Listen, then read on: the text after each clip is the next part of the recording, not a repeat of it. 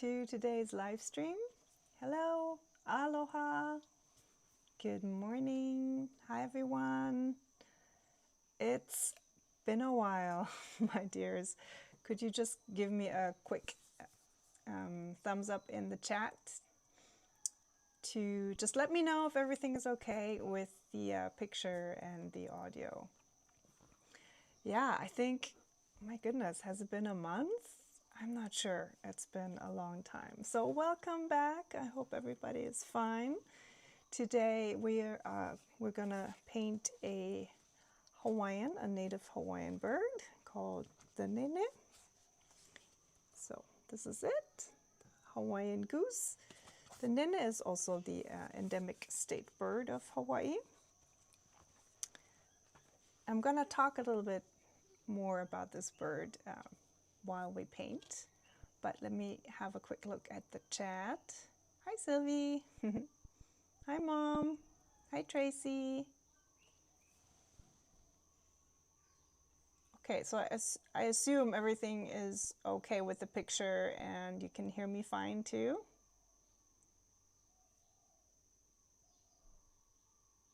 All right. So as you guys know, maybe you don't know, we had quite the hurricane this month in August 2026 here on the islands, and the east part of the island got hit especially bad. Here in Kona, on the other side, on the west side, it was not as bad, but we still had, I don't know how many trees down. So on our property alone, I think it was 8 trees, and then the surrounding houses had a lot of damage as well. So the poles, the electricity poles fell over. There were so many destroyed lines, and we were out of power for about 12 days, which is the longest I've ever been without power.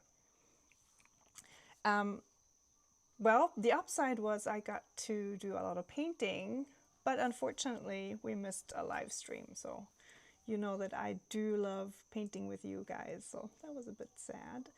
But hey, I'm really glad we managed to put this one, to get this one done in August. It's still August, we still have 2 days. So I'm gonna turn the camera around and let's get started with the supplies. Okay, let me straighten the camera out a little bit, and the other way. This way, okay. And there's a little bit of my laptop showing in there. I hope you don't mind. I can also probably just zoom in. Oh, and look here, this is my brand new ceramic palette. One more thing I made during the power outage, or I should say I painted it during the power outage. I made it a little bit before that, because yeah, pottery takes such a long time. You know, with all the different firings and having to let it dry. But yeah, this is probably the first palette that I'm really happy with how it turned out. You know, a lot of my other palettes just warped or something else was wrong with them. So this one turned out fine, and I'm really happy about it. I'm gonna put this to the side. I will be using this to mix my colors, but yeah, just exciting. I just wanted to show you guys. Okay, so what we're gonna use today, let me start with the paints. These are my handmade Aloha watercolors, and from left to right we have Vanilla, which is a buff titanium white. Then we have Ohia, which is a vermilion red hue. This is called Monstera, and it's a chromium oxide green. I believe in the newsletter I said Wauke, which is another chromium oxide green. So it doesn't really matter. Just use any kind of green you have that's more on the warm side, on the yellowish side. This is Kaleo. It's a Van Dyke brown. It's a very dark brown. And this is Kohola, synthetic dark indigo. As always, you do not have to use Aloha watercolors, just use what you have at hand, and that resembles these colors approximately. I can also show you some swatches, makes it easier. So these are the colors I'll be using today. And you can see I already tried a few mixes in between these colors as well for some browns or dark reddish purples here. I have a bunch of colored pencils. So dark indigo, green, another light green, brown and red. This part is totally up to you. I usually like to do my first layers in watercolor and then move over to colored pencil for some more texture, to darken some shadows, and also for little scribbles like this, for example. So in this one I actually didn't use that much colored pencil, a little bit here. I use it more over here on this side with the EEV. You can see that I covered basically all of the watercolor here to create some texture. But again, this is absolutely optional. You can also just do the whole bird in watercolor and not add any color pencil at all. I will be using a pencil and a kneadable eraser today. I really like this one because it doesn't leave any residue, and you can shape it to the size or the shape that you want. And I'll be using two brushes. I have a size 8 round brush, travel brush. This is one of my own Aloha watercolors brushes, also available in my shop. And this is a size 2 round brush by the Pigeon Letters. It depends a little bit how big your bird is going to be, or how big your paper is, I should say. You know, depending on that, you need a larger or a smaller brush collection. Not collection. For today, I mean, you can choose larger or smaller brushes. If your bird is really tiny, then of course, you know, you'd need smaller brushes. Okay, this one was actually done back in the February challenge of the Aloha 26 challenge. But because this month the theme is fruits and this week the prompt was birds and berries, I thought, why not do this in a live stream? Because back then I didn't do a live stream with that bird, and I really like how this turned out. It's kind of like almost like a vintage vibe. It's kind of loose. So yeah, let's try this one today. And the paper I will be using today is this one here, the Conson XL. It's quite inexpensive. You can get it almost anywhere, even in hardware stores. Sometimes depends on what products they carry, but easy to obtain, inexpensive. Wood pulp watercolor paper, so it doesn't contain cotton. But I really think for quick sketches, and if you don't do too much layering, this is an excellent paper. And even more so if you're on a budget, which, let me tell ya, with the prices here, definitely on a budget with everything. Okay, I think I'm going to zoom in a little more. First of all, I don't want the laptop to show up here anymore, and we're gonna start with the sketch. I just want you guys to be able to see. Oops, okay, I did something. Am I still there? Okay, yeah.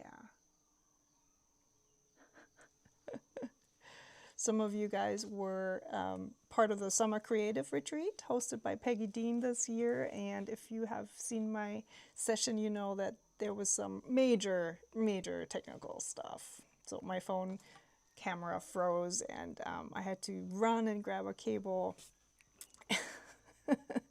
And yeah, that was, so ever since then I just triple check everything. So I really hope that this is gonna work out today.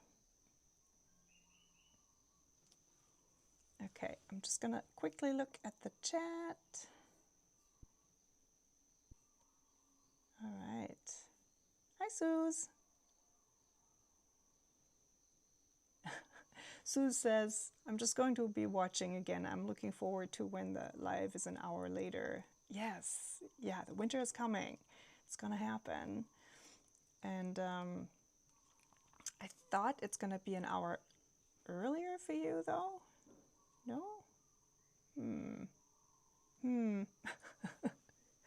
I hope not. I hope it's going to be a more convenient time. Susan's in New Zealand, so the time zones are quite different, of course. All right, so you guys, depending on the size of your paper, you want to think about where you position your bird, not the size of the paper, I mean the format of your paper. So this is kind of like a smaller than a letter size.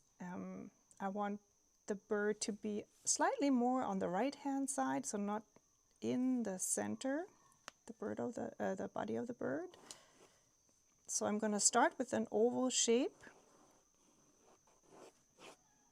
for the body that almost touches the right hand side of my paper here. As you can see, I did not finish the legs, so the legs are basically just like this. Of course, feel free to look up some references of the Nene goose. I have some here from this book by Brian Shirota. And they do have quite the large feet, very distinguished. So you can, of course, add the whole foot if you like. I just chose for this particular illustration that I won't be adding any feet other than just here, like this. All right, then from your oval here, this is where the neck starts. You can make a little cut here so that you know this is where the neck will go out. And then you can do a question mark like this, or reverse S shape. So this is my personal preference for this particular bird in this particular position. It might be easier for you to start with the head. So let me just quickly show you. If you want to start with the head, you draw an oval here, and then you do that curved line down to the body, then you draw the oval. It might take you a little bit of trying and erasing until you find the base line where you want to fit in your bird. You can also do a big question mark encompassing both the head and the body. See, like this? This could be your first line, if that makes it easier for you to position your bird correctly on the paper. Because a lot of times you would start with the head and then continue to draw, and then you run out of paper. And then the trick is, of course, to just make it look like you intended to do that. So once you have the oval for your head, this is where the eye goes. Then from the eye you can draw a straight line. Nene geese don't have very long beaks. It's really more of a, almost like a triangle shape. So again, let me show you the reference. Oh, you know what? Even better, you guys. I have a photo for you. Let me pull that up. Okay, see here? Let me move things around a little bit.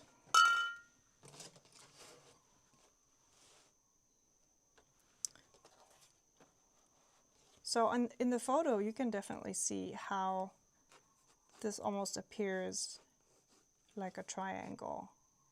And it's kind of on the shorter side. So there are geese that have much longer beaks. But the Hawaiian goose is more on the shorter side, and then also very dark colored here around the head and the beak area. Okay, I'll be coming back to this in a second. I'm going to have to erase a little bit because it's I have drawn in quite a lot of lines. So let's do the neck next. So for the neck, you basically follow your line that you drew earlier.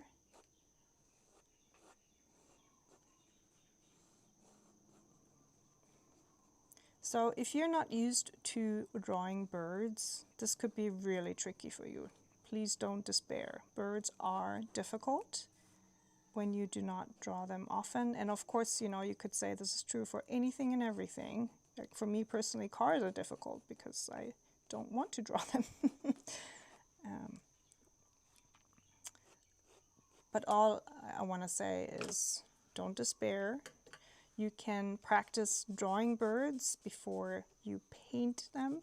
So just do a bunch of small pencil sketches. They can really only be very small, that you train your eye and your hand to recognize where the different parts of the birds are. And it will get easier. It might take some time.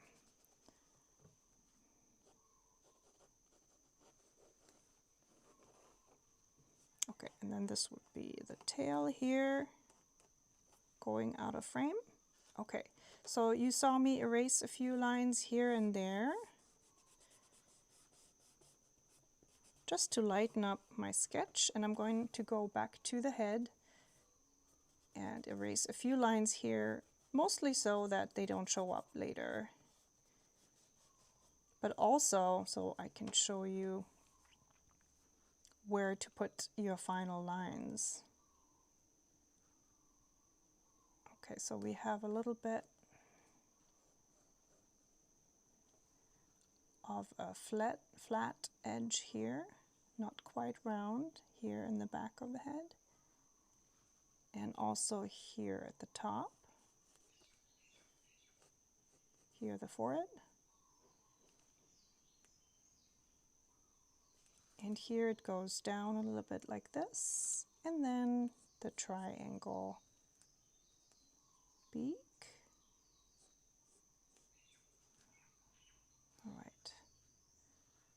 And I know it looks pretty dark on the photo, but there is some definition to the beak here. If you've received my newsletter, there is the reference photo in the newsletter as well, and you can look at that a bit more closely if you like. I'm going to put in the eye. So the eye is connected by a direct line from the tip of the beak to the eye, like here.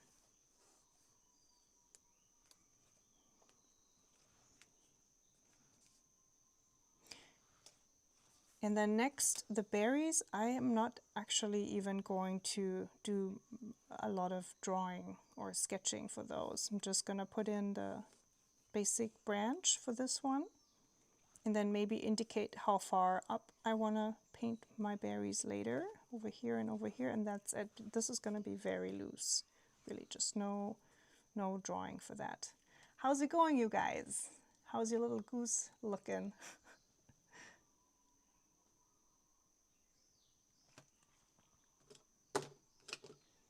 Okay, Tracy just said it's strange the stream didn't start until I refreshed it. Huh. Yeah, that seems new, right? That hasn't happened before. Look, with me, you have something new every time. You never know what's going to happen. Okay, so we're going to do the first layer of the nene. I'm going to grab my water and the larger brush, the size 8. I could even go larger for this one, but let's just put down water on our goose. So just wet the whole body, the head, everything. It doesn't have to be sopping wet at all, or it shouldn't be, I should say. Just a layer of water, and then we're gonna start with a layer of our buff titanium white.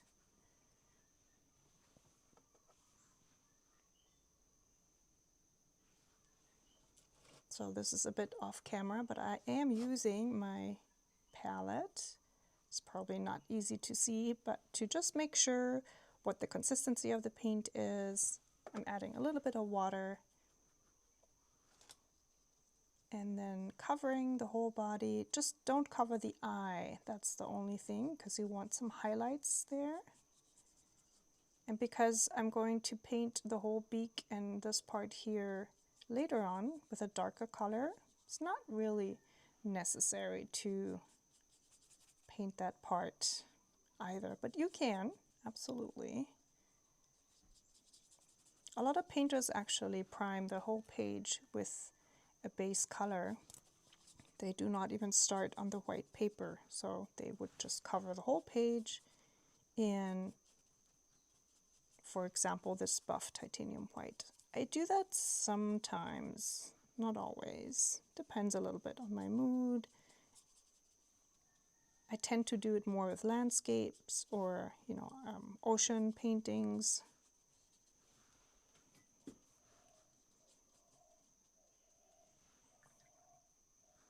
Okay, so who of you is painting along today? Let me know. And how is it going?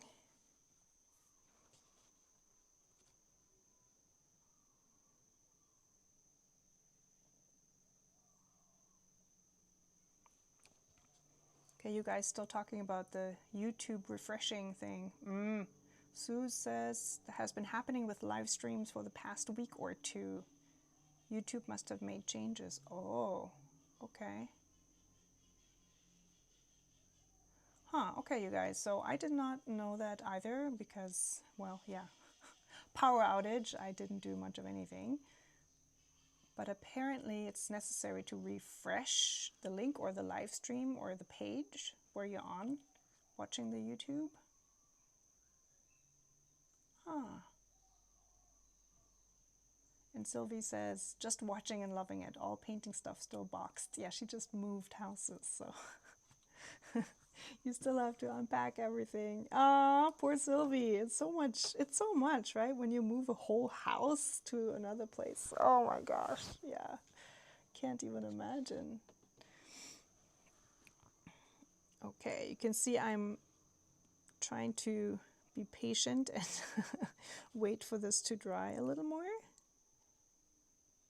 I could also go ahead and use my hairdryer, or you know what? I'm gonna fetch something real quick for you guys and then show you something.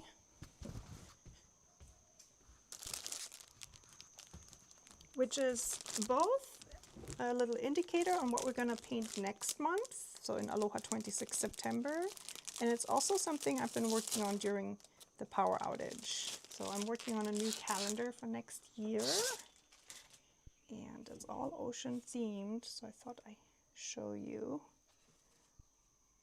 what I've done so far.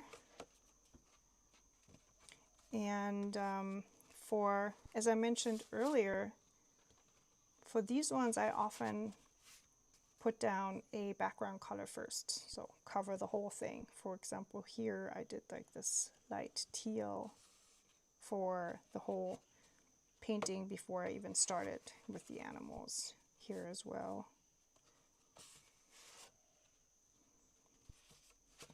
So I haven't painted all of these months yet. I have 9.5 right now. I'm working on number 10. But yeah, and we're gonna do ocean animals in September. I wanted to do something else first, but then, when you paint something for so long, 2 weeks of ocean animals, I just thought, yes, let's do that. All right, so this was a little sneak peek to both the calendar and next month's challenge. And let's see how our little goose is doing.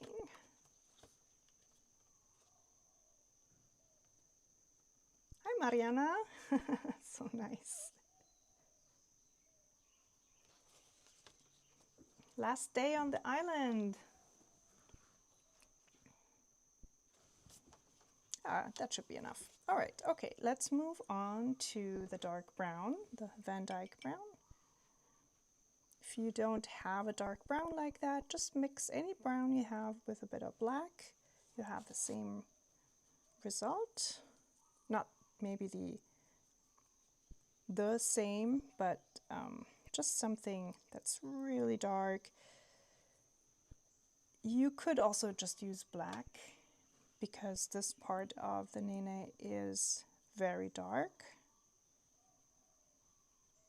But you know me, if you've followed me for a while, I usually try and substitute a pure black for something like indigo, dark indigo, or dark brown, because I can always darken it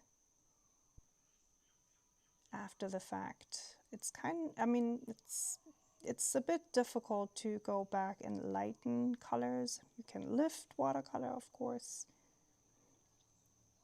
but I usually prefer to work with dark browns or dark indigos instead of just a pure black. However, that's totally up to you. You can definitely use a pure black if you like. Creates more contrast, creates more drama.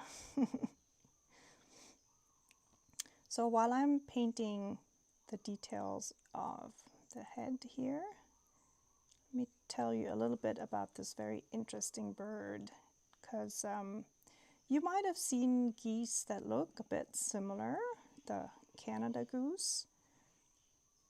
So the tale is that around 500,000 years ago, 500,000 years ago, wrap your head around that one, some of those Canadian geese, I mean, what were they doing flying around in, around the ocean? I'm not sure. They just wanted to go on vacation. It was too cold in Canada. So they got blown off course wherever they were going to, and apparently landed in Hawaii, and then developed into their own thing, because once you get stuck on an island as a bird, you develop some very unique traits. This is very true for the famous forest birds of Hawaii. They are unique. They are what's called endemic.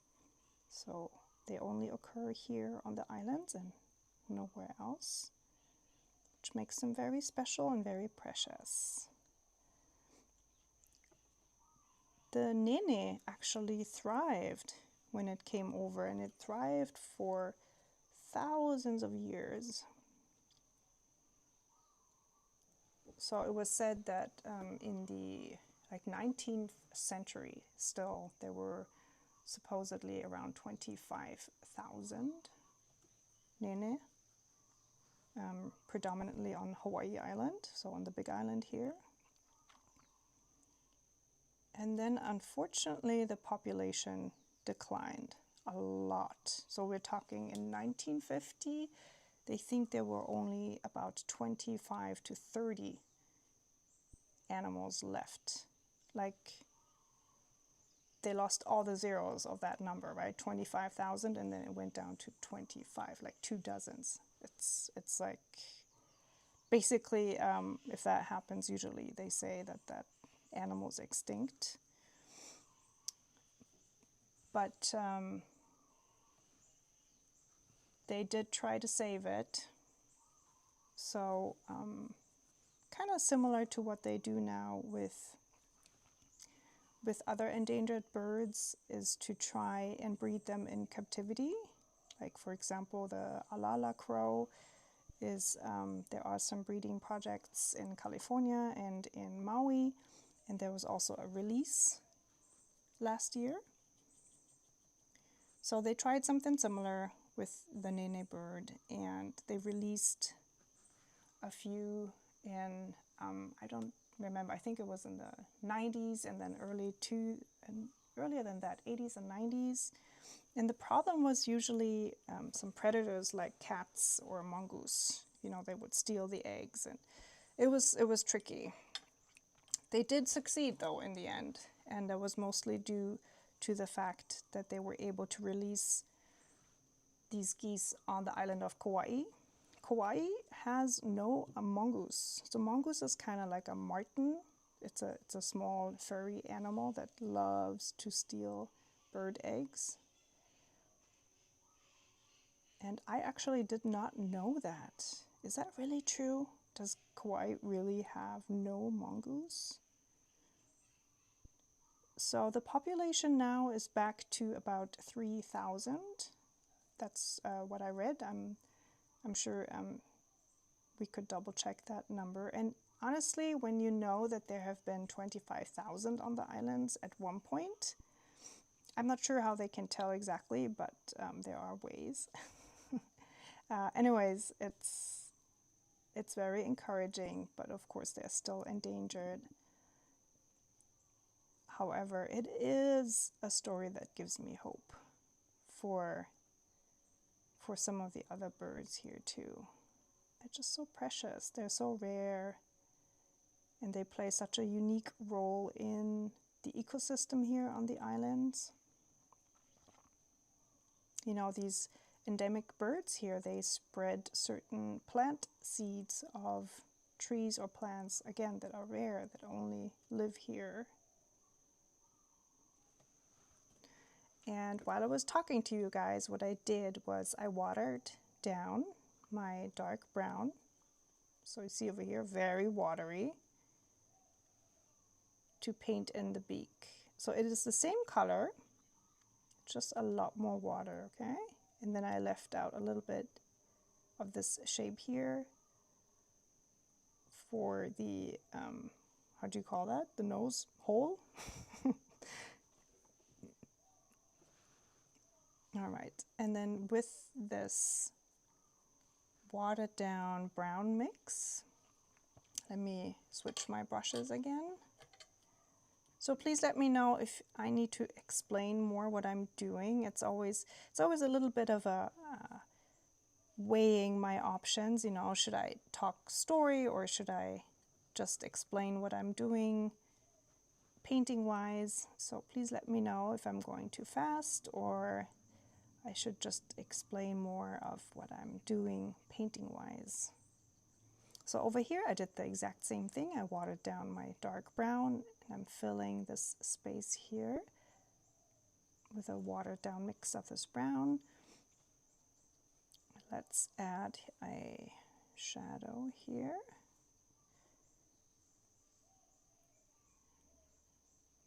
And then with that same watered down mix, I'm starting to indicate these really interesting patterns that make the Nene goose so unique and also distinguish them from the Canada goose. So this pattern in the neck, I'm sure there are other features as well that distinguish them from other geese, but this is, I think, one of the outstanding ones, that they have these patterns in the neck. And then utilizing the tip of my brush, I'm outlining my bird here with little tiny strokes indicating little feathers. Okay, and the next step is going to be a bit quick and very loose. So I will paint in some of the bigger feathers in the body. I'm still using my watered down brown. I'm going very quickly. So this is not something that you have to do as quick as I do. You can take your time. You can look at your reference photo a little more. I am definitely going away from the reference photo here a little bit too.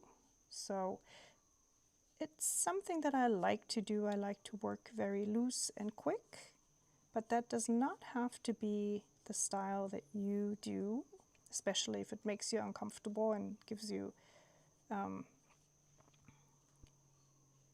just doesn't give you the same joy. You know, you can slow down, you can look at your bird and more deliberately, you know, put in the feathers that you see. But again, I really love to go very quick.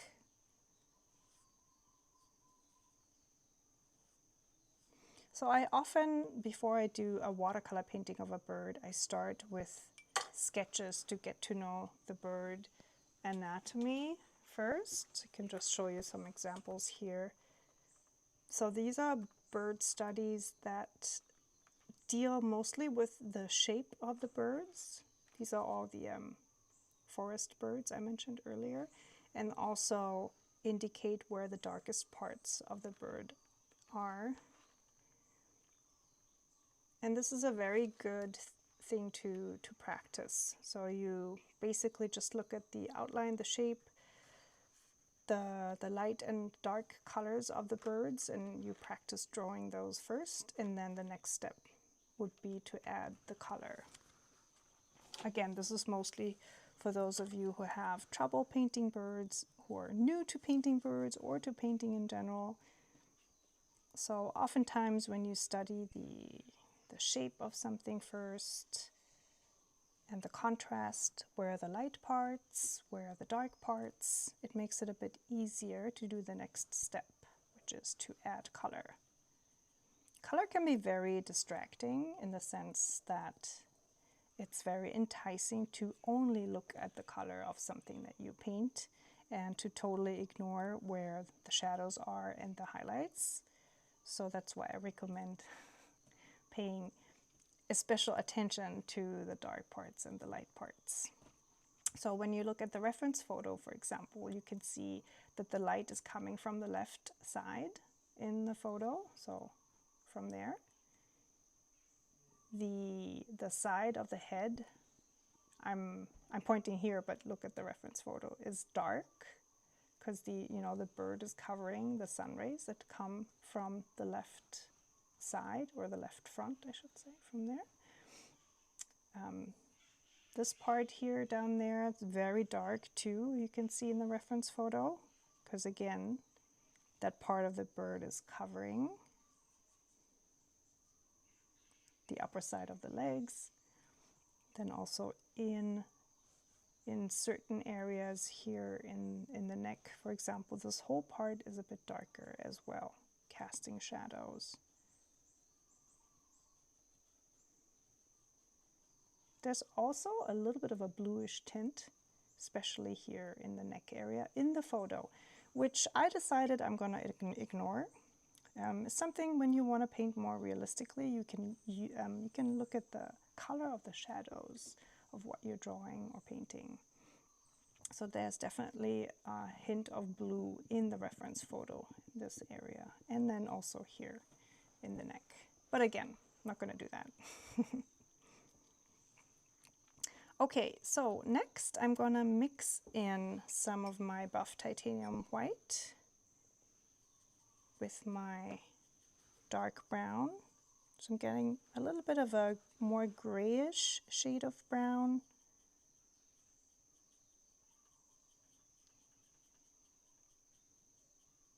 Going down here one more time, making this area a bit darker, indicating the shadow. And just now I'm going to add a few more smaller feathers. I'm going to lighten this up a little more. I think in my painting here I used another, did I use another color? Maybe I added some red to this here. This looks like it's a different brown. Let me try that. It's been a while, right? It was in February since I painted that.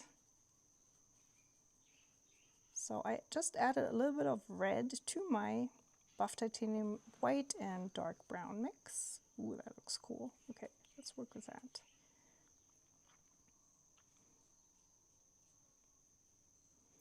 And adding a few small strokes to indicate the smaller feathers. Yeah, that's an interesting brown. I like it. Again, also remember I'm using a different paper. Sometimes using a different paper can lead to slightly different results in color. You're using the same paints, same brand, but the outcome might look a bit different.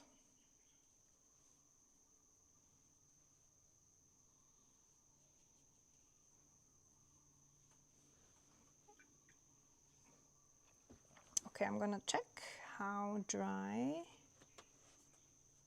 the bird is. So when you tilt your paper around like this, you can usually see where it's still moist. So in this case, it's up here. That's fine though, because I'm mostly interested in adding some more dark brown to the neck. Switching to my smaller round brush.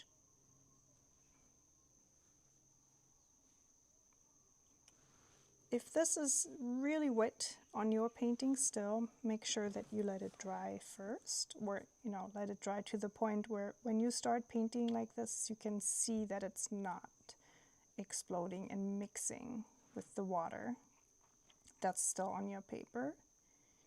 And now with my small round brush, I'm emphasizing the textures of the neck with little strokes. So you don't want to go down in one stroke, because when you look at this particular texture, you can see that it's consisting out of small feathers, dark and light.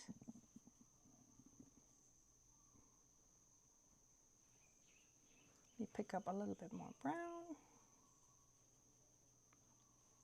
So when I came to the islands it's been 11 years now, I went over to the east side of the island and I saw a whole bunch of these geese in a park on a grassy area. And back then I didn't realize that was not common. I didn't know, and I was like, wow, these are beautiful. It's a whole bunch of geese. There were probably 20 or more, and little ones too. And I have not seen it ever since, so this was my one and only time. I've seen single geese occasionally, but just a whole, do you say flock? A gaggle? Is that it? A gaggle of geese?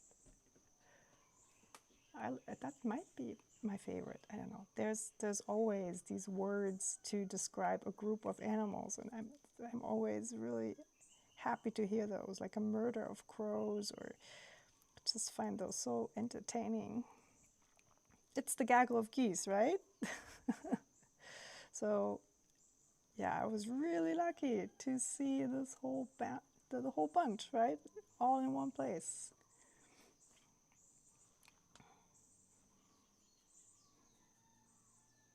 So in my version here, those lines are quite parallel. However, you can break them up more. So again, if you look to the reference photo, you can see that some of these lines are interrupted. They just go into different directions even. So totally up to you. These are very unique patterns, and they're not always the same. It also depends on how the bird is, how the birds are moving their heads, where they're looking.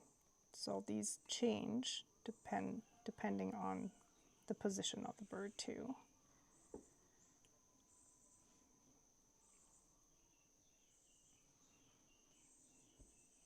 Okay, and then over here there's quite the distinct line indicating a break in the feather pattern. So you can see the neck is kind of light colored, then there is a line, and then the rest of the body has its own color, which is a bit more brownish overall. Then the belly again is white, but we don't see much of that because the way the goose is standing, it's more, from the back that we're looking at it. I definitely could have left some more white here in this part. So if you're watching this live stream and you will paint this later, you can leave a little bit more of a white butt for this goose. Let me introduce a little bit of the dark indigo. Okay, this is off camera. Let me bring this in a little more. Dark indigo, mixing that with the brown, and that should make a very dark color. So now we're going into almost black territory.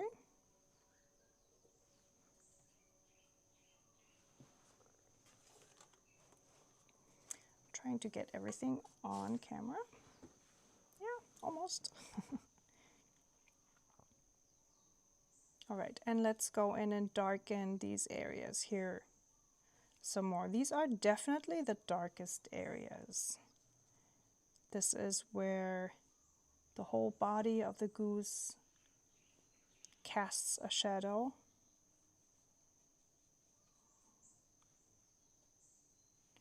And then actually the tail doesn't go down that far, so it's actually higher up.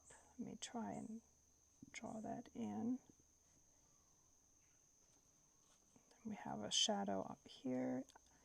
So now I'm looking at the reference photo. I started painting looking at what I painted, which is an interesting exercise, you guys.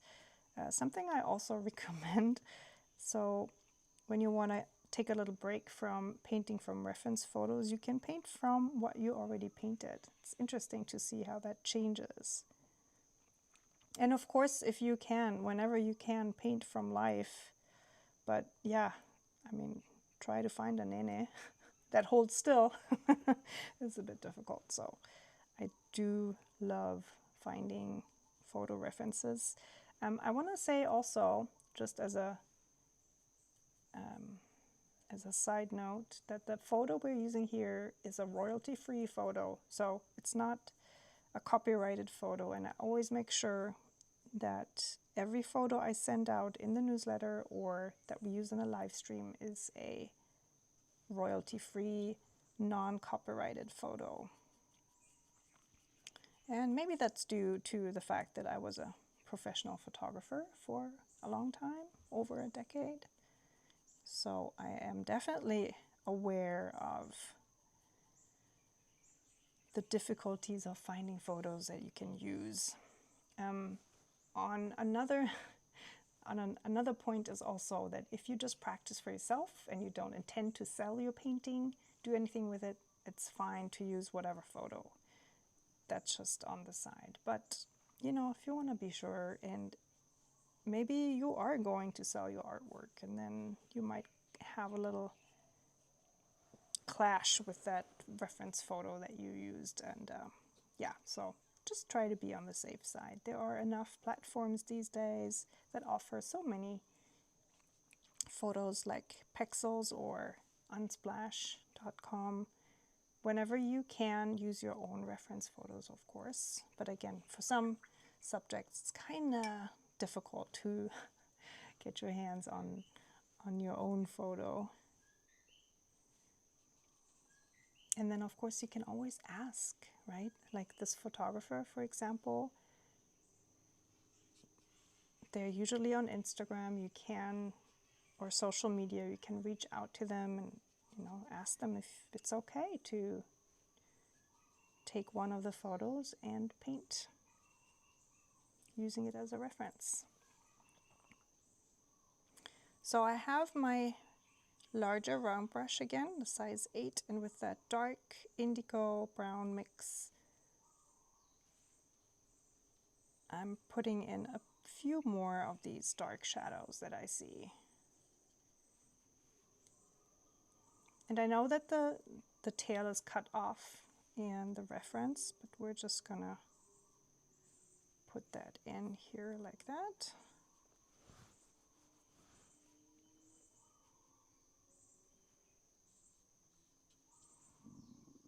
All right. Ooh, my stomach's growling.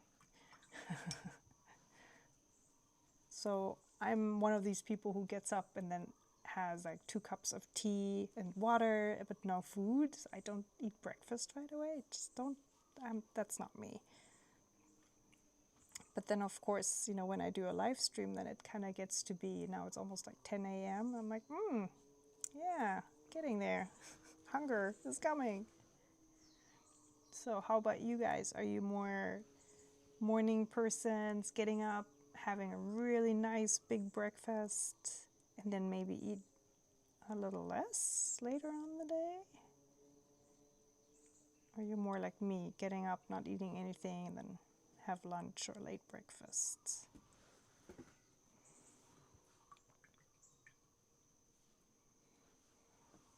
Okay, I'm gonna stand up for a second and look at my painting from a different distance. So this stands out a little awkwardly here. It almost looks like a leg. No, see? So that was not my intention, because I don't want to turn this into a turkey, which means, okay, I'm sitting back down. I wetted my brush with just water, and now I'm gonna mix in the dark with the rest just to dilute this line a little bit. It was a bit too strong for me. I like the idea of having more shadows in here, but I don't want it to look like that was a leg. Okay, I'm going to leave the bird like this for now, and I'm going to start on the surrounding berries and leaves. So again, the ohelo berries are very interesting in the fact that they only grow here on the islands. And they are edible. I think they're kind of sour. I've actually only tried it once, one single one, and it was just sour. I'm sure it was probably not ripe yet. You can probably make a jam from it, but because again it's a very unique, rare fruit, it's not something that I would go and pick. So I just tried a single one and then I left it. Yeah, fun fact, you guys, there are actually very, very few native Hawaiian fruits. So I know that when people think of Hawaii, they think of all sorts of tropical fruits, right? But most of them are actually not Hawaiian. They were introduced much later.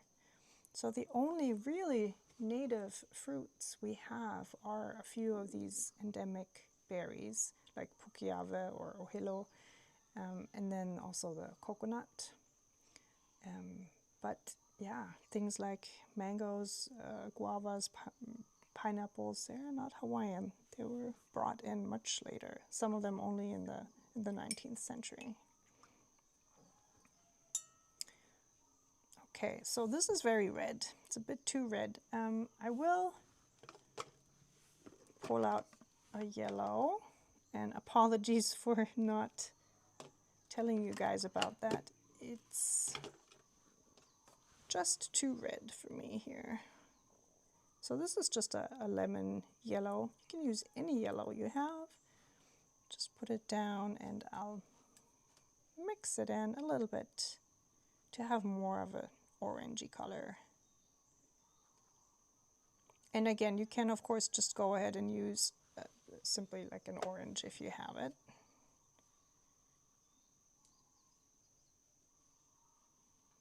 Okay, so I'm gonna just put in some orange blobs here and there. Again, very loose. So in real life, these are actually not entirely round. They are a bit more oval or almost bell-shaped. I believe I sent you guys a reference photo in my newsletter. I don't have it here right now, apologies, but it doesn't really matter that much right now because it is very loose.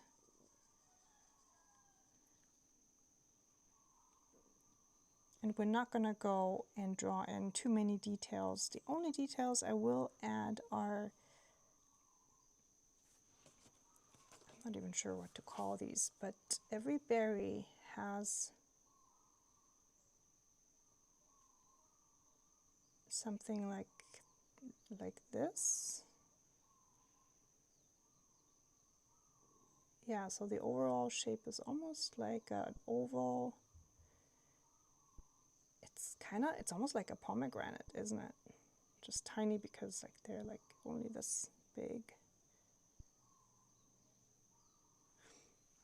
I'm not going to add it to all of them, just occasionally here and there.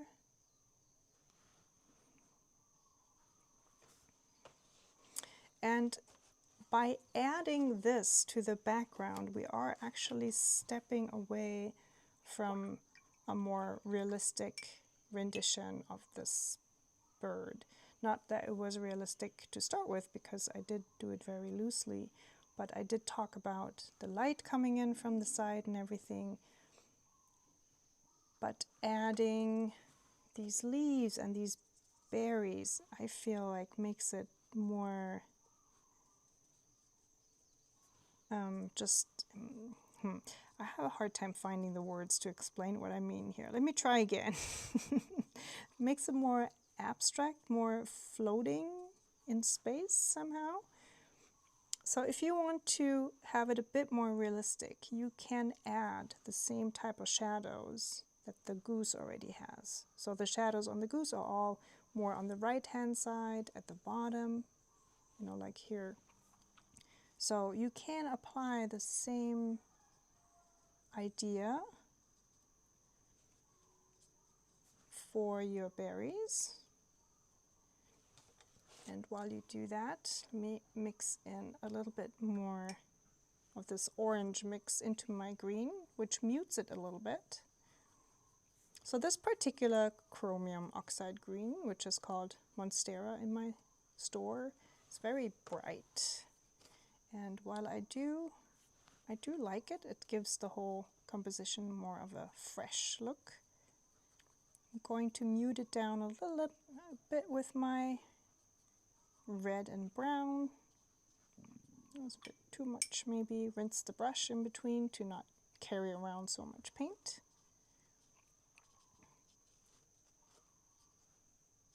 It's also a little bit a matter of preference, you know, what you prefer.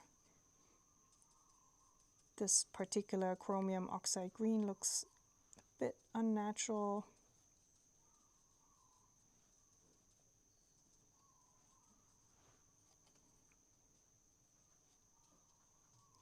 And if I remember correctly, the leaves are green, but not quite that bright. And maybe a few more here, there, and a few single ones.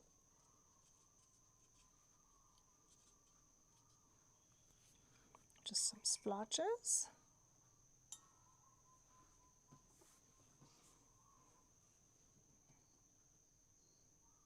Okay, over in the chat, Happy Little Art Life says, no breakfast. Yeah, same.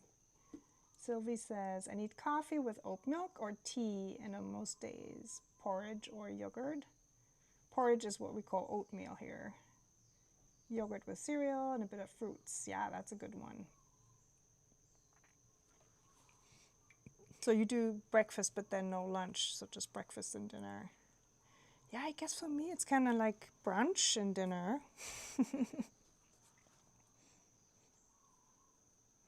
Okay, so I'm gonna add that branch next. Still have a little bit of brown on my palette. Mixing it with a bit of the red here.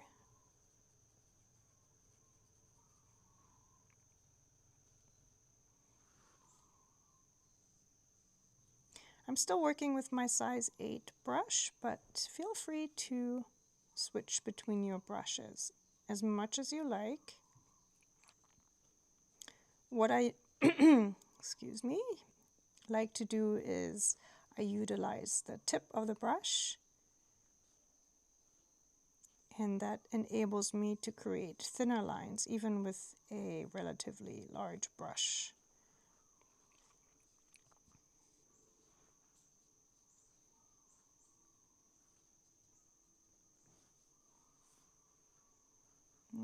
Okay, so this kind of looks a bit, let's see, let's put another branch here.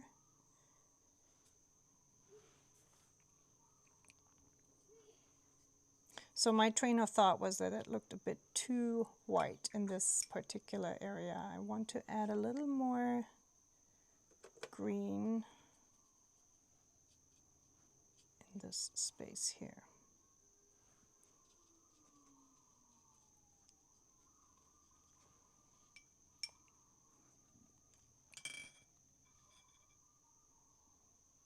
So for the details as for example the eye, or putting in a bit more texture into these berries, you can either now switch to your colored pencils if you like, or you can also do this all with watercolor. This is absolutely open and a matter of preference, really. So I personally really love texture and mixed media, so hardly any of my watercolor paintings are strictly just watercolor.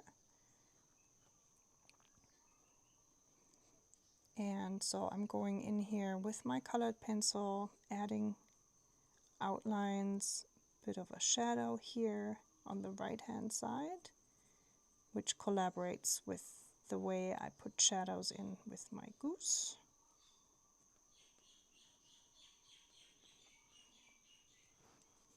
And something else I like to do is to just put in some more outlines of the shapes that I drew. So for example, just put in a few more empty berries here and there, or some leaves. I think it really loosens up the piece.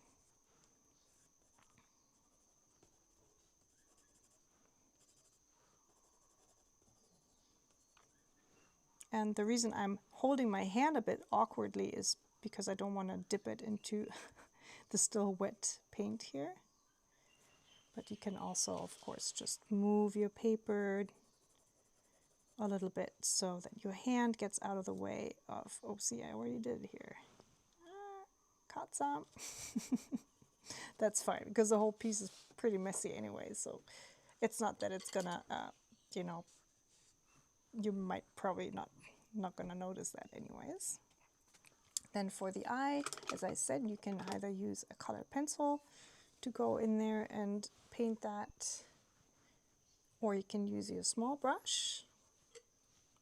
I'm gonna do it with the brush, and dark brown mixed with indigo. And you want little water for this and a lot of paint. So you want a very opaque mix.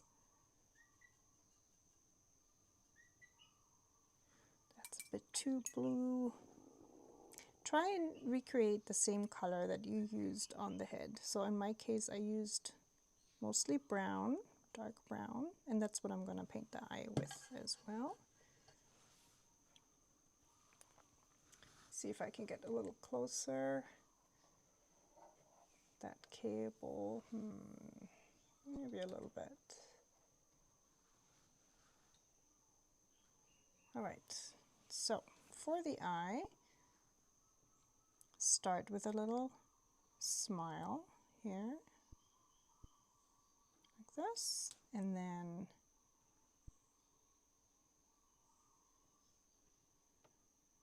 the same shape here at the top. And then you want to make sure that you leave a highlight, maybe even two. So draw in a big circle where you want one of the highlights, and then another one over here. I know this is like itty bitty and you probably can't really see what I'm doing.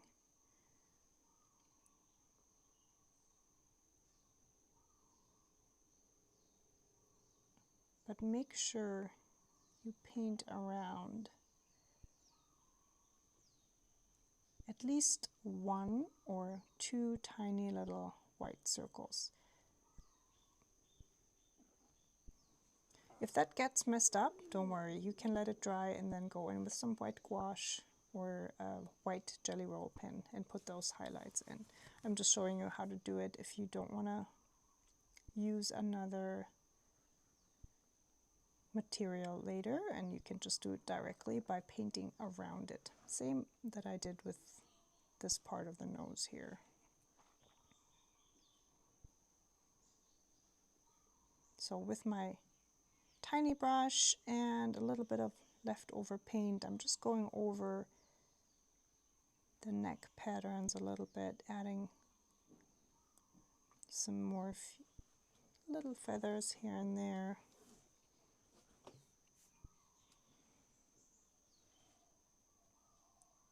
Closing this white gap a bit more. There is a little bit of a white ring around the eye though, so just leave a little bit of white around the eye.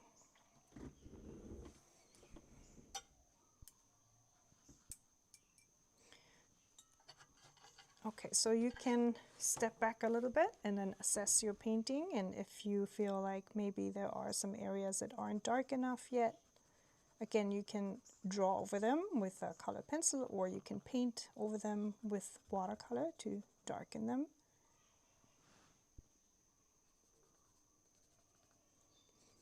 Colored pencils are also great for adding some texture. So by just lightly drawing over your watercolor like this, you will hardly notice the colored pencil. It really is more like an additional layer of paint, or a hint of color. There will be also a difference between which kind of colored pencil you use. So this one here is a regular colored pencil, and this one over here is what's called a watercolor colored pencil, or a water soluble colored pencil. These are much softer, and you can reactivate them with water, and they mix with water too. So they behave more like soft crayons almost, whereas the regular ones, you know, you can usually draw very fine lines with these, and then once your line is down, you can't reactivate it, it's going to be down. So if you paint over it with water, then this line won't be going anywhere, right? This is stuck. Whereas here, because this is a water soluble colored pencil,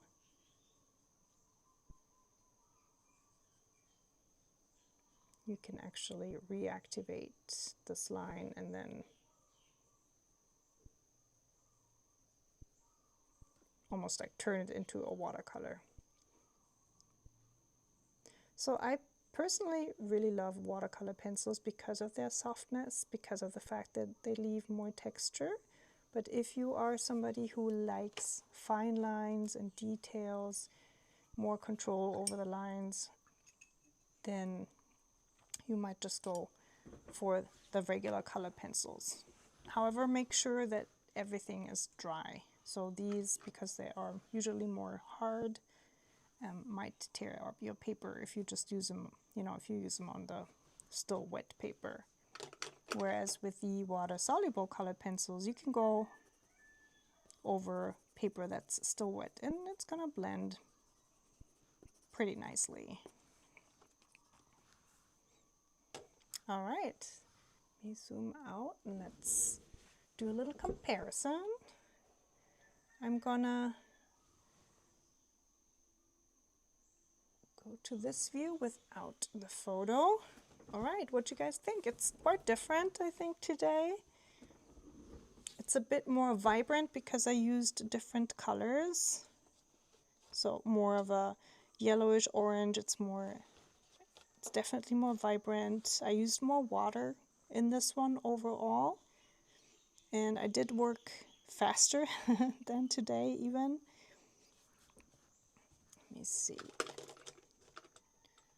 Do like the little squiggle in here. That doesn't really show up. Okay, let me see.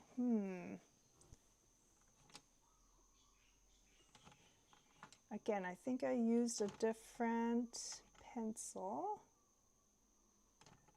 which I can't find now. Dark chocolate, that's nice. Okay, this is another water-soluble colored pencil, so it's quite soft. Just adding a few more scribbles in here. I think I'll leave it. It's fine.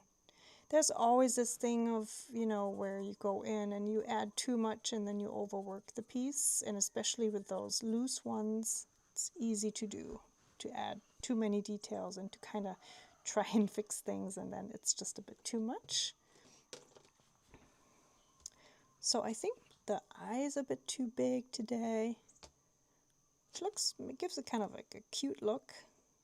I do like the way, I painted the head in the original one a bit better than today's. But hey, this is totally fine because live streams are always different. I do much more talking and less painting, less focus on the painting itself. So it's absolutely fine if it's different. And it just goes to show that, we're all artists that paint for the joy of it, and it's not about recreating or reproducing exactly what we see or exactly what we've already painted, but it really is mostly about enjoying the process. And we feel different today than we felt when we painted this, so it all comes together in a good way. All right, you guys. Oh, I just see over in the chat that Mom has a question. Oh, she wants to know if the berries are edible. Yes. Yes, yes, they are. They are, ja, die kann man essen. Essbar. Aber die sind so selten, dass das jetzt hier nicht oft gegessen wird. All right, just a tiny explanation in German, which is easier for her to understand than English. Alrighty. Okay, you guys, as I said, we're gonna go back to the ocean next month in September. I can't wait. I'm so stoked. I really currently enjoy painting ocean animals a lot, and I've been to the beach more, so I'm also looking forward to sharing some videos with you and some photos. There will be, hopefully, 2 live streams again. Let me just switch the camera so I talk to you. Hi. Yeah, again, so I will be hosting 2 live streams in September for week 2 and 3 for the art challenge. If you're totally new to this concept of art challenge and don't actually know what I'm talking about, I've been hosting a monthly art challenge for years now, and it's usually 4 prompts. So 4 prompts, very easygoing, very, non-stressful, non-hectic challenge with only 4 prompts a month. But we do have a theme every month. And in September, it's going to be Ocean Animals Part 2, because we already had Ocean Animals in January, but why not? I mean, it's just such a lovely topic. The live streams will be in week 2 and 3, but as always, please keep an eye out for the dates. I send out the dates in the newsletter. The link, the sign-up link, is in the description below this video.